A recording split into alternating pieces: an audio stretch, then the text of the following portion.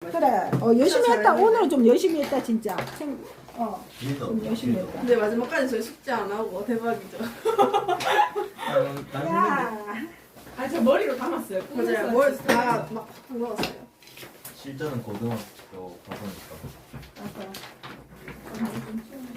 이걸로 해야지. 잘 좋냐? 예쁘잖아. 자세히 좀 보자. 뭔 그림이야? 며칠 뒤 이미 가면서 나의 멜로디. 며칠 전에 꾸지 이거 보자. 젓가락 가져가네. 아니 다 쓰건데.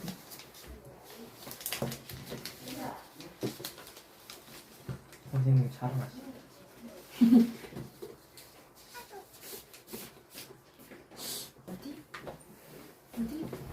자 보자. 아 돼요. 자. 와. 우리 첫 번째 정리해보자. 자, 이승만 정부 때 있잖아. 두 번의 개헌을 했지. 자, 첫 번째 1차 개헌 뭐였어? 발치. 발췌 개헌. 간선제를 직선제로 바꿨지. 그죠?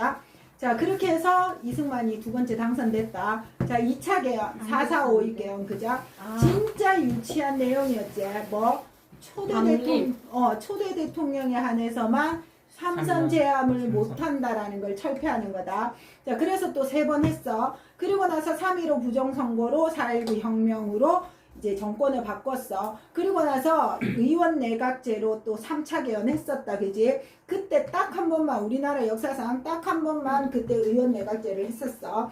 자, 그리고 나서 4차 개헌은 3.15 부정선거를 잘못한 범죄를 저질렀는 사람을 처벌하기 위한 개헌을 했다. 그죠? 자, 그래서 이루어진 진짜 그걸 한 장년 내각은 문제는 우리가 처음으로 진정으로 민주주의를 하는 모습을 보였어. 그러다 보니까 그 여러 가지 의견을 수렴하는 과정에 힘이 좀 없었어. 자, 그러다 보니까 되게 혼란한 모습이 나왔어.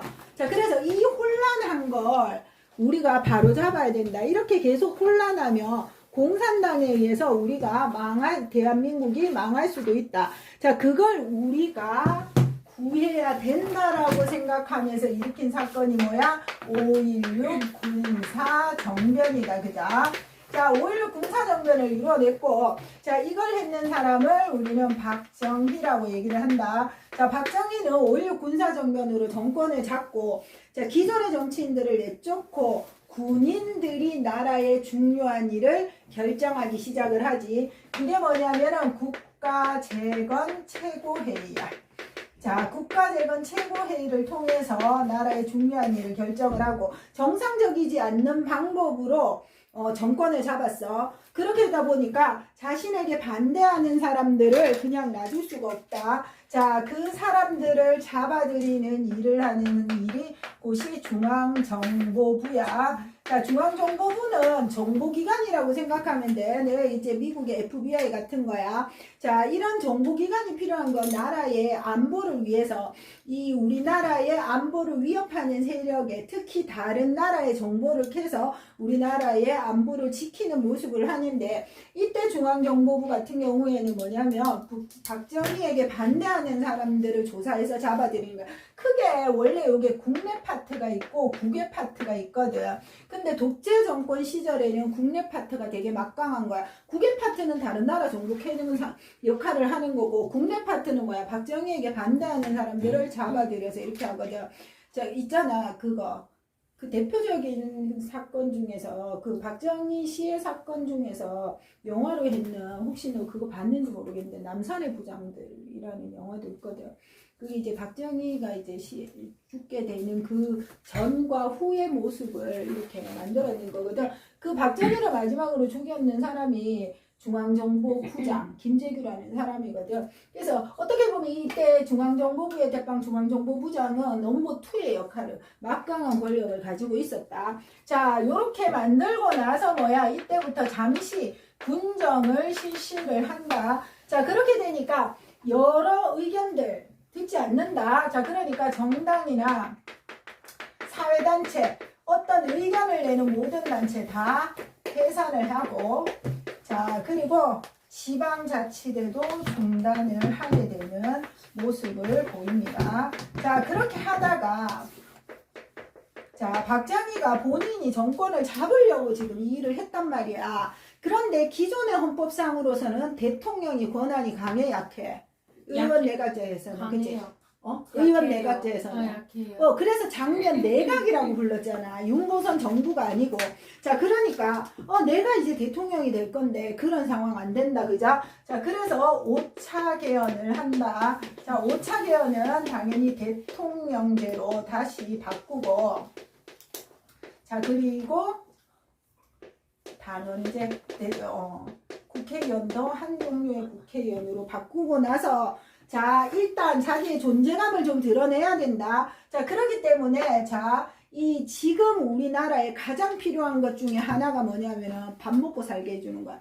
6.25 전쟁 이후에 지금 장면 내각에서 경제개발 계획을 만들었는데 실행은 지금 못하고 있는 상태야. 자, 그러다 보니까, 자, 경제개발 계획하고, 농어촌에 이제 가난한 사람들 빚 졌는 거 그거 다 탕감해주고, 자, 그리고 경제 개발을 하려면은 뭐니 해도 돈이 좀 필요하거든. 예를 들어서 선생님도 밖에서 이제 학원을 하려고 하면, 그래서 이제 돈을 좀 더 벌어보겠다 이러려면 일단 기본적으로 돈이 필요해. 그럼 돈이 없으면 돈을 빌려야 되잖아, 그지? 일단 내한테 있는 돈을 찾아봐야 된단 말이야. 그리고 모자라는 걸 빌려야 돼. 그래서 요때도 혹시 나라 안에 숨어있는 돈이 있지 않을까, 요거는 적혀있다. 화폐 개혁을 해보기로 했어. 자, 돈이 화폐가 바뀌는 거야. 숨어있는, 장롱 속에 있는 숨어있는 돈 다 가지고 나 그냥 있으면 그 돈 못 쓰잖아. 그런데 실제로 화폐 개혁을 해봤는데 정말 돈이 없었어. 와, 진짜 우리나라 거지구나. 정말 거지였다, 이때는. 자, 그리고 나서, 자, 요걸 어느 정도 한 후에, 자, 63년에 이제 진짜 대통령이 된다. 실제로 이때 약속했던 거는 뭐냐면, 내가 지금 너무 혼란스러운 상황이니까 이 혼란을 잠재우기 위해서 나왔고, 이 혼란을 안정시킨 후에는 민간인에게 내가 다시 정권을 이양하겠다라고 했는데, 이 약속을 반은 지키고, 반은 안 지켰다. 뭐냐면 본인이 군복을 벗고 전역을 해서 민간인이 되어서 대통령이 나온 거야.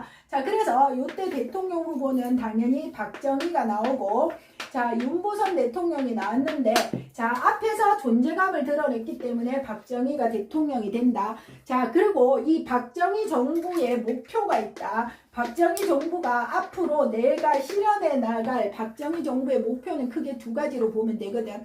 가장 시급한 거 한 가지가 뭐라 그랬어? 토지, 돈. 돈. 그죠?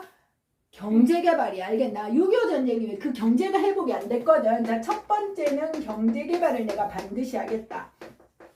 라는 게 실현의 목표고, 자, 두 번째는 보신의 정권 유지를 위해서 나에게 반대하는 사람이 나타나지 못하게 해야 되거든.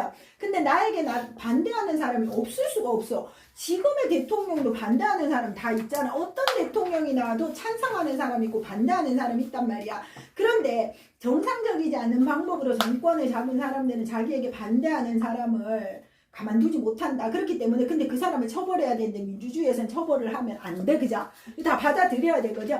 근데 처벌하고 싶어. 그러면 죄를 씌워야 되지. 그 죄를 씌우기에 가장 좋은 방법이 뭐냐? 너 간첩이구나. 너 공산당이구나. 그래서 반공을 나라의 가장 중요한 목표로 삼는다. 그래서 박정희 정부라는 이 정권을 뒷받침하는 두 가지가 경제개발과 반공이야. 알겠나? 요 경제개발과 반공을 통해서 박정희 정권을 유지를 하는데, 만약에 이 둘 중에 하나라도 문제가 생기면 정권이 흔들리게 되는 모습이 보이게 되는 거지.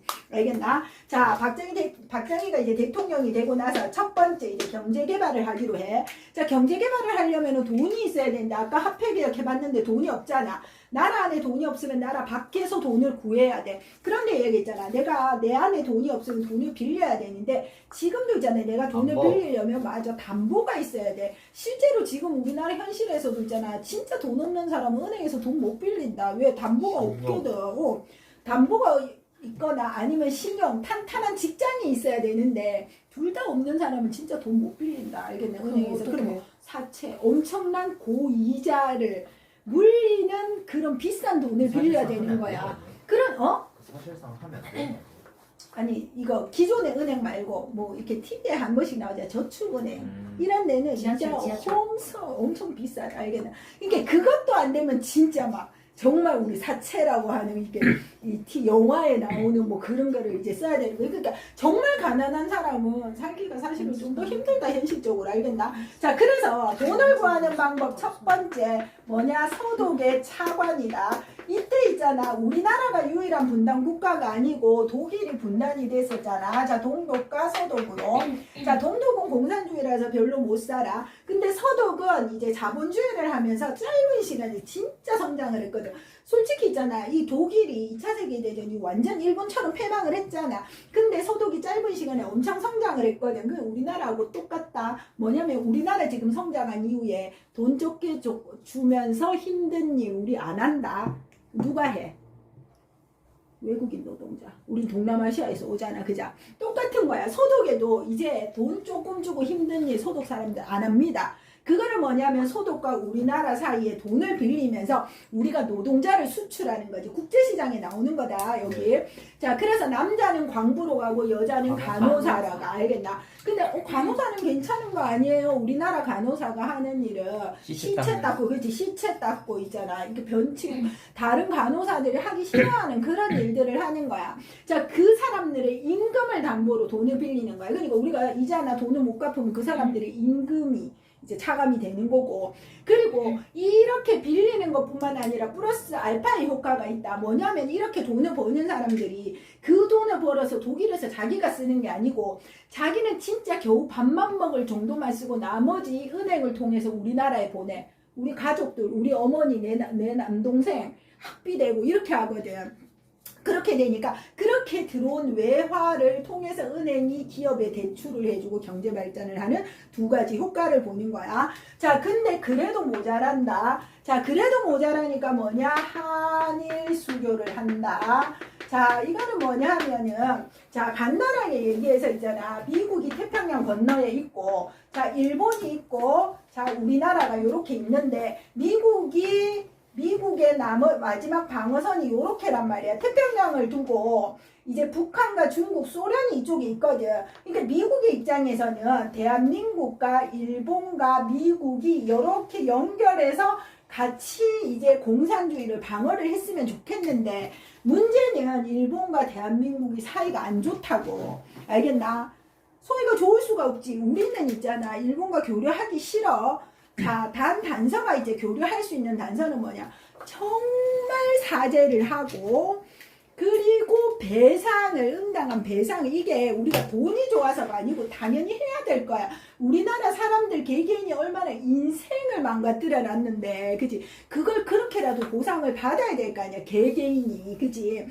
그런데 이승만 정부 때 미국이 좀 하라 했거든. 근데 이승만이 안 한다 했어. 300만 달러 주기 전까지 나 안 할 거야 이래가지고 지금 안 했어.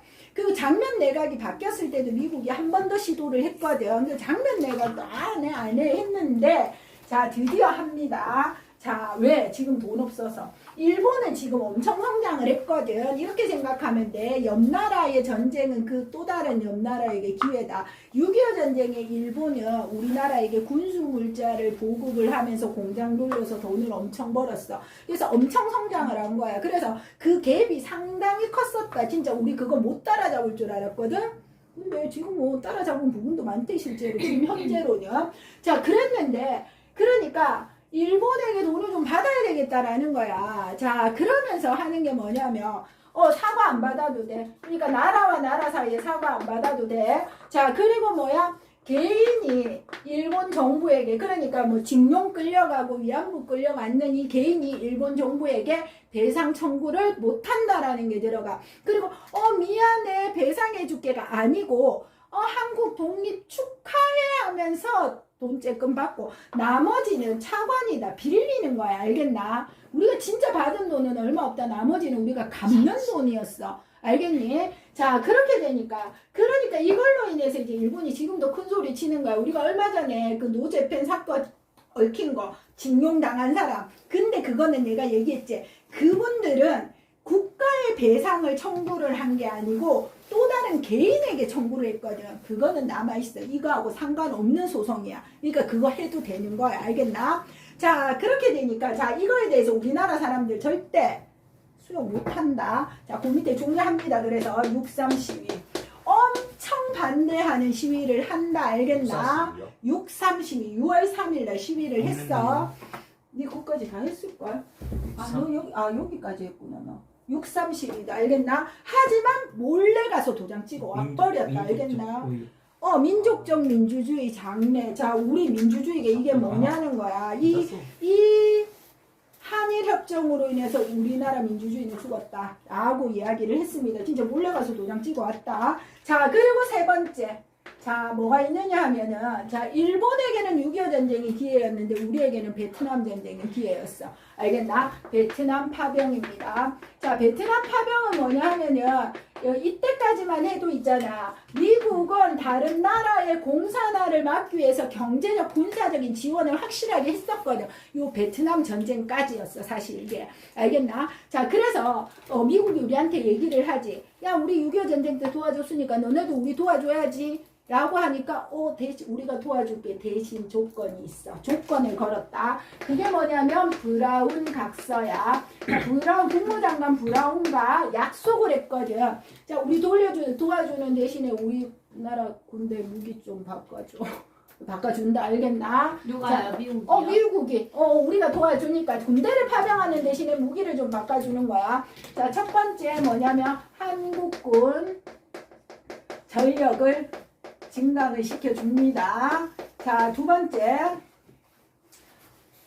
돈 좀 빌려줘. 알겠나? 자, 차관 원조 돈 빌려주는 거 약속을 딱 해줍니다. 베트남 파병. 졌잖아요. 이겼지 않아? 아니, 미국이 유일하게 손 털고 나서 포기하고 나왔어. 그래서 베트남 공산화 됐어. 이긴 거 아니에요? 미국이 좋지. 많이 졌다니까. 미국이 포기하고 철수했다니까. 그래서 베트남은 결국 공산화 됐어. 미국이 못 막았어. 그래서 베트남 애들이 되게 얘들은 자신감이지 뭐. 우리가 유일하게 미국을 이긴 나라야 라는 나름의 자존심 엄청 셉니다. 한국인들도 많이 죽었어요. 죽었지 당연히. 전쟁인데. 그지? 자, 그래서 베트남 파병으로 인해서 자 좋아진 점 나빠진 점이 있습니다. 자, 좋아진 점은 뭐냐 하면은 베트남 특수 차관 원조예요. 돈 빌려준다고. 베트남 특수 뭐냐면 이 베트남 특수는 뭐냐 하면요, 한국군이 사용하는 모든 군수물자는 우리나라 회사가 된다 했거든. 그래서 우리나라 회사가 여기에 물건 팔아서 돈 많이 벌었어. 알겠나? 자, 그래서 일본은 6.25 전쟁, 우리는 베트남 전쟁이 기회다. 알겠나? 자, 두 번째 뭐냐 하면은 한미 관계가 좋아졌어. 우리 서로 도왔잖아. 그지? 자, 한미 관계 공고히. 자, 그런데 부작용, 안 좋은 점도 있다. 자, 뭐냐 하면은 많은 젊은이들이 죽거나 다쳤어. 장애를 입기도 한다. 그자? 자, 전상자 죽거나 다친 사람이 발생을 했고, 자, 그리고 뭐냐면은 고엽제 문제.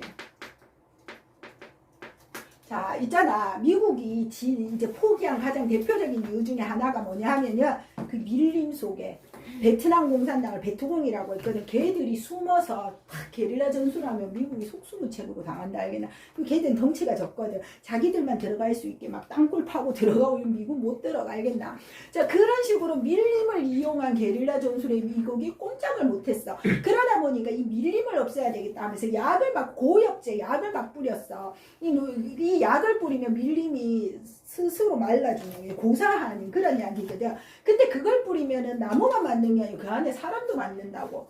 사람한테는 좋았겠나? 고엽제 휴증으로 시달리는 사람 아직도 있습니다. 자, 그리고 마지막 문제, 라이따이한 문제.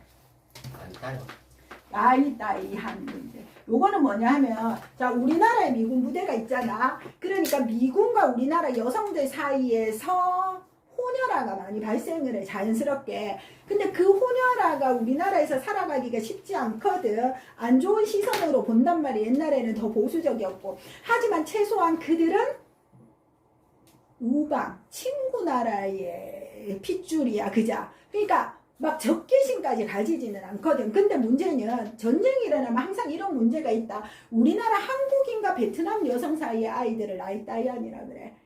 근데 걔들은 공산화 됐잖아. 그러니까 우리나라가 적국의 나라야. 적국 미국에 피가 있는 아이들이야. 그 아이들이 그 베트남에서 살아가기는 얼마나 더 힘들겠니, 그지? 그런 사회 문제가 만들어지게 된 게 베트남 파병이다. 알겠나? 지금은 베트남 민주주의예요? 아니요, 지금도 공산주의야. 단 공산당 거기도 독재인데 이 경제적으로 그러니까 중국이나 이 러시아 같은 경우는 아예 공산주의, 정치적으로나 경제적으로나 다 바뀌었고, 중국 같은 경우에는 정치는 공산당이 일단 독재인데 자본주의를 들여와서 개인의 재산이나 개인의 회사 같은 거를 발전을 시켜서 경제가 발전을 했고, 베트남도 경제적으로만 자본주의를 받아들인 거야. 여전히 다스리는 건 공산당이야. 알겠니? 그 차이입니다. 자, 그렇게 하면서 경제 발전을 막 한 거야. 알겠나?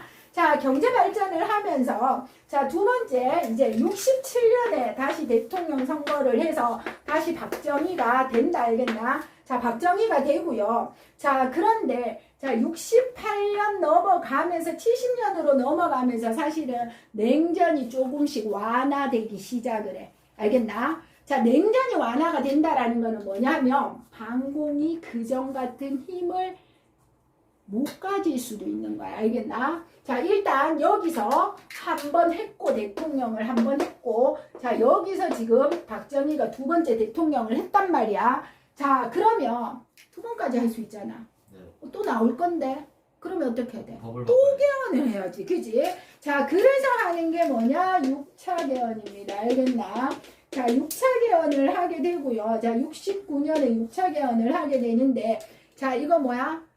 삼선 계속 연임이 가능하도록 합니다. 자, 거기다가는 삼선 개헌안이라고 쓰면은 되는데, 이 삼선 개헌안의 내용 자체가 뭐냐 하면은, 삼선 3번 이상 계속 연달아 하는 걸 허용하게 하는 개헌이다. 알겠나?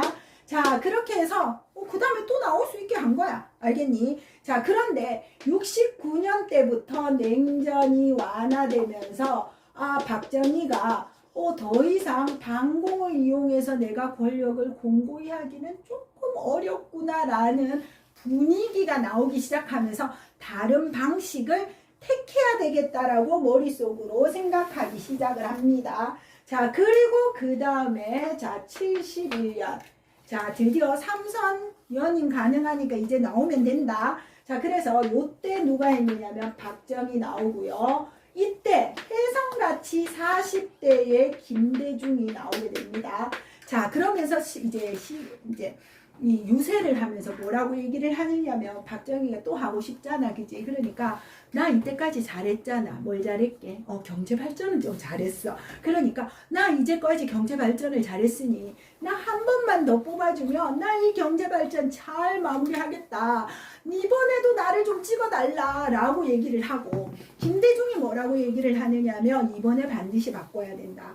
이번에 바꾸지 못하면 우리는 이런 선거라는 것도 거치지 못할 수도 있다. 반드시 바꿔야 된다 라고 했어. 그런데 선생님이 그때 얘기하지 않았나? 이때 집권당은 경찰, 군인, 공무원 내 표는 깔고 간다고. 알겠나? 일단 요 세 종류의 사람은 당연히 지금의 집권당, 우리 위에 있는 대통령을 찍어야 된다고 당연히 생각을 하거든. 선생님이 기억나는 게 80년대 후반부터 정확하게 조금 기억이 나는데, 선생님의 아버지가 경찰 공무원이었거든. 80년대 후반 때 투표할 때도 선생님의 아버지는 항상 1번을 찍으셨어. 경찰을. 그래서 선생님 그때는 어릴 때니까 그냥 1번 찍어야 된다고 아버지가 말씀하시니까 1번이 항상 좋은 사람인 줄 알았어. 근데 딱히 그렇지는 않았거든. 그러니까 이때는 그 표를 깔고 감에도 불구하고 누가 됐대 이번에? 김대중. 박정희가 되기는 돼. 되기는 되는데 정말 근소한 차이인 거야. 깔고 간 거에 비해서 너무 근소한 차이인 거야. 그러니까 박정희가 다음에 어떤 생각을 하겠어? 다음에 또 이렇게 직선제로 이렇게 국민들한테 나를 뽑아달라고 하면 이게 안 통할 수도 있겠다 라는 생각을 하게 되는 거지. 자, 본격적으로 다른 생각을 하기 시작을 합니다. 알겠나? 그리고 이제 더 이상 조금 그렇습니다. 대통령뿐만 아니고 자, 국회의원도 자, 야당이 과반수 이상을 득표를 합니다. 알겠나? 그러니까 입법 정부가 야당이 훨씬 더 힘이 센 거예요. 그러면 집권당이 일을 하기가 조금 곤란하거든. 아무리 독재라도. 자, 그러니까 박정희가 위기가 엄청 오기 시작을 하는 거지. 그때 정말 하나의 이벤트를 하나 마련한대. 진짜 이거는 어떻게 보면 이벤트다. 자, 뭐냐면 7.4 남북 공동성명. 자, 이 7.4 남북 공동성명이 뭐냐면은, 자, 2인자가 누구라고 했지? 중앙정보부장. 이때 중앙정보부장이 누구냐면 이후락이라는 사람이었는데, 이 이후락이 깜짝 북한에 가가 김일성을 만나고 이 통일에 관한 합의문을 만들어내는 거야. 야, 이거 진짜 이벤트였다. 왜냐하면은 우리 불과 한 10몇 년 전에만 해도 있잖아. 평화통일하면 어떻게? 사형이었어, 그지? 조봉암이라는 사람 평화통일 주장했다고 사형당했어, 이승만한테, 그죠? 그러니까 북한은 진짜 타도해야 될 대상이라는 그런 식으로 방공교육을 엄청 하던 시기였거든.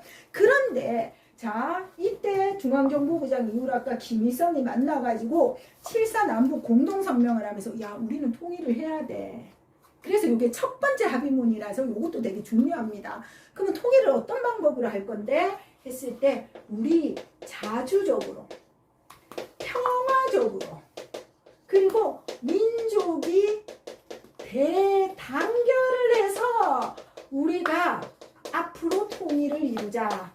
요렇게 얘기를 했어. 알겠나? 그렇게 합의문이었어. 진짜 이때 TV 막 나오고 이러면서 사람들이 좀 우리 진짜 통일이 되는 거야. 잠시 착각에 빠졌었어. 알겠나? 하지만 실제로 이 두 리더가 있잖아. 이렇게 할 생각은 실제로는 없었다. 이 7.4 남북 공동성명으로 인해서 자, 문제는 뭐야? 각자의 독재 체제 강화에 이용을 했지 실제로 통일에 노력한 건 아니었어. 알겠나? 그러니까 이 7.4 남북 공동성명 김일성은 김일성대로 박정희는 박정희대로 본인들의 독재 체제 강화에만 이용을 했다라는 겁니다. 알겠나? 하지만 첫 번째 평화 통일에 대한 그런 아니었다라는 첫 번째 아니었다라는 걸 의미에서 되게 중요한 의미를 가집니다. 자.